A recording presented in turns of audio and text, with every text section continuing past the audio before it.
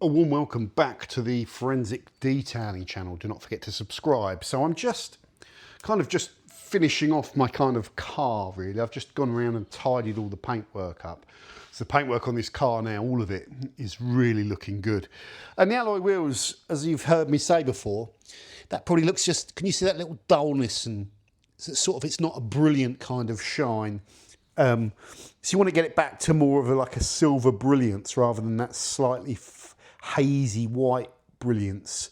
The inner barrel there is a painted finish, so there's not much you can do with that. That's ceramic coated. This, even if you coat it, you really need to polish on it. So that's what I'm doing at the moment. So I've got to go around and do these alloys, and I've just hand polished my exhaust tips as well, so they're looking nice, and I will get those protected as well.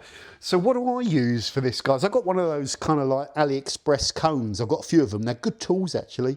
They hold up to a bit of a hammering, and they deliver polish. Whenever you're using a cone, foam cone with metal polish, it's not the most aggressive way of doing it. So this is really just to brighten up alloy wheels. I'll have a metal polish, and I really like that Gyeon one. I'll buy more of that when that's gone. I'm really starting to like that polish. It's good by hand, and it's good when you work it a bit hard on my machine. It doesn't leave any kind of holograms. It's not too aggressive, but it's also not too mild. It can cut. It doesn't replace the need to ever sand sometimes, or use grit on these when they're really kind of chunky.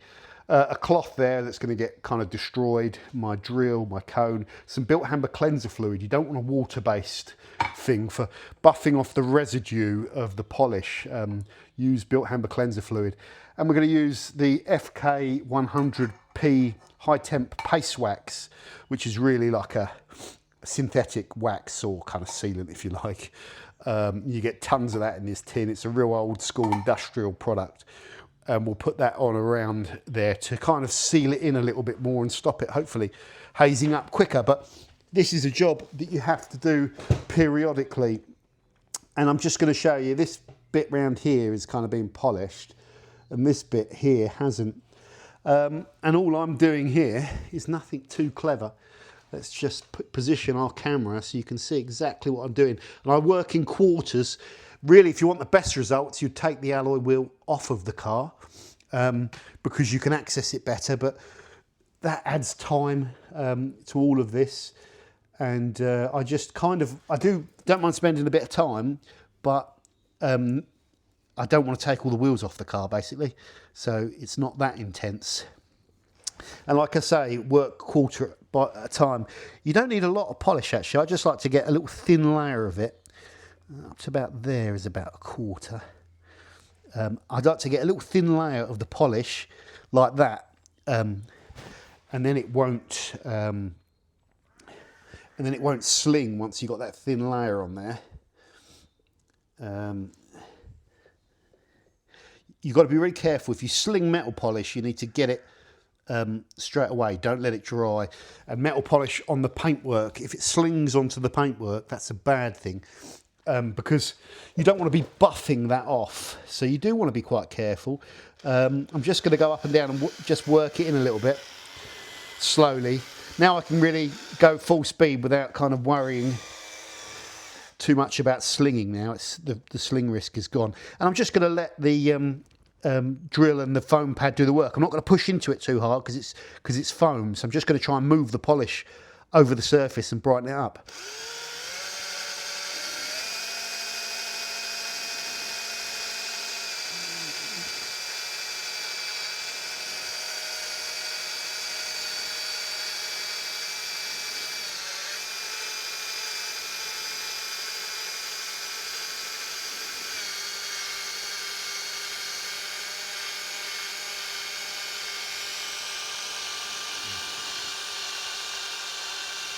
Hopefully you got a good view of that. Maybe you haven't. Hold on a second. Let me just see where are we going. Oh yeah, you can still see what we're doing, so we'll carry on.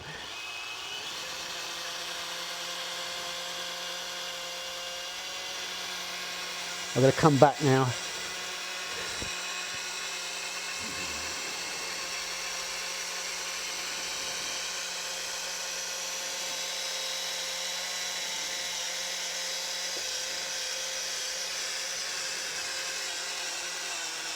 Now I'm going to do this edge. If I use this bit, it'll just work it a bit harder, and it's like using a larger pad almost.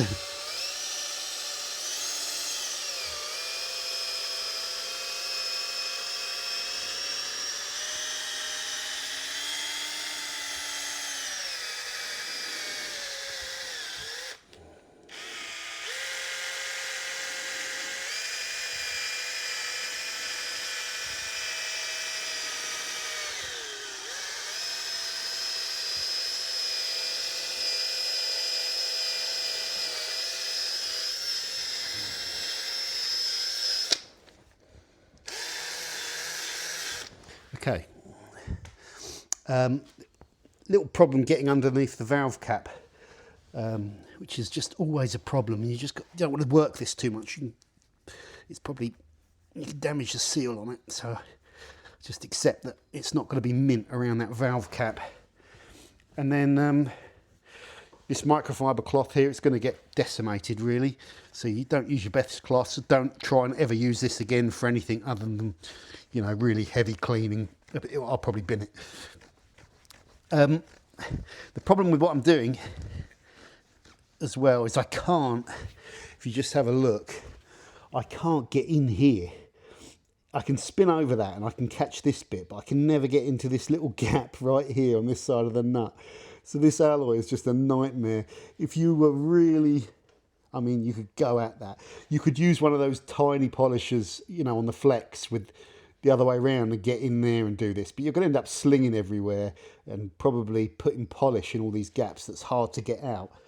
I don't know if there's any benefit to that. So I think just a little wipe and you're just going to have to accept that's as good as it gets. There are people that go beyond that. I've seen alloy wheels like this that are just so good. Like the level that some people operate at is just phenomenal with some of these wheels. And I'm not at that level. I keep them nice, you know, and I'll do this once every now and then. And that puts a real nice shine back on it. It's more like a mirror now than like a haze. I don't know how well that shows up on camera. It's just so much better. It's really fresh now, but not so fresh in there, is it? It is going to bug me a little bit. It's going to make me want to kind of do that, but I can't do it. I can't do it. You need to get the cleanser polish, maybe as well, to get off all of the polish when you're finished. Yeah, there's a limit to how long I'll spend. I'm going to be in here for probably about an hour to do these alloy wheels, at least. But you get the idea. And if you look at where we've been, it's better. I mean, it's better. If you want it mint, you have to kind of, I think P3000, like, and I've seen guys do it dry, but for some reason P3000 wet just seems to work really well, and then metal polish them. That gives you an even more brilliant finish. But I don't know about sanding on them all the time. I just don't think that's a good idea. And I am no metal expert, really, far from it in fact. But you can see why I'm doing this, because it gets like little chunks of oxidization and staining and cloudiness. So, you know, you just need to get it back to a better kind of brilliance. And that is about as good as I have them. That's starting to look really good now. So I will then take the high temp paste wax. I just cut a little bit of sponge from an applicator, because this will get destroyed, this will get dirty. We get a bit of the wax, and we can put that around our rim, just like so. It goes all the way around. We'll just spin that. The black is the oxide, isn't it? So what is this? What is this? What makes black oxide? I don't know. What metal is this? I should know. Is it chrome oxide? Is that, steel oxide? I don't know. Is that stainless steel, or is that, don't know. chrome. Won't be chrome, will it? Imagine that's steel. Don't know. Someone will know. What is this? What metal is this rim? Should know really, shouldn't I? Yeah, and I put this on, and then that will haze up, and then that will hopefully just keep the environment off of it, so that it doesn't cloud up long enough. And how to dry and wipe off residue with a soft cloth. So you'd probably give that 5 or 10 minutes, but we're just shooting a video, so I want to try and do it all in one thing. So you'd let that cloud up. I can go back over it in a second and then just buff it. Get my thumb on the rim as well, on the edge. There we go. See all that? That's all the stuff that comes off. And I'll dress the tyres when I've finished as well. Yeah, I curbed one of these the other day, but you can sand out the curb marks if they're not too deep, which is really cool. So yeah, I didn't use the cleanser fluid, but if you get any stubborn polish and you're wiping it and it just doesn't come away, just a little squirt of the cleanser fluid on the microfiber cloth really does help. So that's kind of one alloy done there to a decent standard, but not to a show standard. Show standard, you have to get around all of those bolts and do it. But that, when it's outside, will look so much better, and it won't let the car down. But that does let it down a little bit. It just needs, these needs to be fresh, but they can't always be fresh. That's the problem. That is the problem. So yeah, much better. You know, these alloys look amazing, but as you've heard me moan about them before, really, if you just had this one car and you looked after it all the time, you could just about handle polishing these every sort of 2 or 3 months, maybe every 6 months or whatever. But when you've got more than one car and you're trying to get the other one sorted, it becomes hard to keep on top of this one. But mind you, that's part of the fun, isn't it? But it is hard to keep on top of 2 cars, and this car is in just such fantastic condition. It really is in such good shape. It's just, I was just thinking about it. I'm just toying with the idea of selling it. I'm toying with the idea because there's reasons that you've heard me moan about, just the maintenance of keeping this car and using it. When you get it to a certain standard, you know when you take it out, like you're at risk and all that. And then you just get so precious about it. It gets to the point where you get it nice and you don't want to take it out of your garage. And that's a bad sign for me, because I think you should always be in an attitude that you should just drive these things. But it's like you get it so nice and you get everything really clean and you just don't want to touch it. So I don't know. I probably won't, because I'll never be able to. The amount of work and money that's gone into this car, and it's so good to drive. It's just like having a modern car. Like I get in it, it always starts. It will always get me to where it wants to go. It always goes through its MOTs. It is just reliable. The engine's bulletproof. Anything else on it that's need doing, I've had done. You know, it's had a lot of investment on the underneath and the mechanicals. It's not rusty. It's just a good example. Probably there'll be some other ones out there, won't there, that are low mileage, that maybe like, there might be ones out there with like 10 to 30,000 miles that have ended up in a garage somewhere and been someone's pride and joy, who's really into them, and it has that same attitude as me, keeps them mint, but there won't be many. Most of these have been used because they're not like a top end sports car.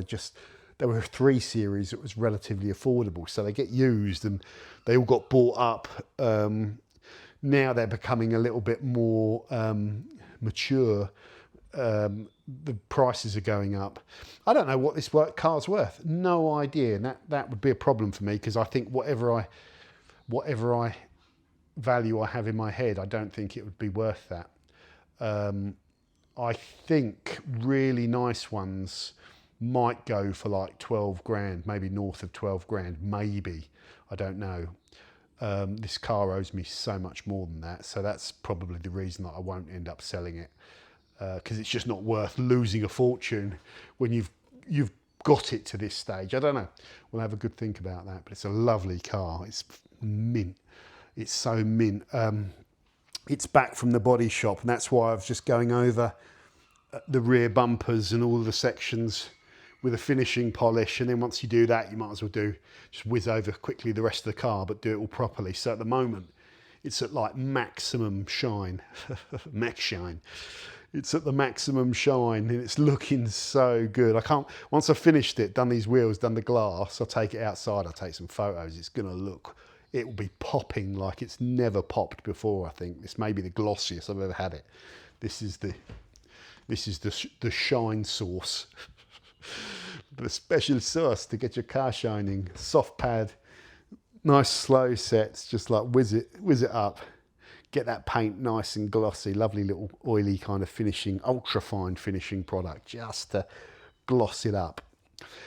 From now on in, back to just using black hole, in 3 months' time or whatever, when I feel like I've washed it and I'm not happy with the surface, like there might be some little water spots or little marks or films from detail sprays or whatever, anything on that surface I'm not happy. I'll get a soft pad, get the black hole out and just whiz over it again with the black hole, which we were talking about in a video. It may not contain any abrasives, but it definitely it does something. It has an abrasive effect, like some of you were saying as well.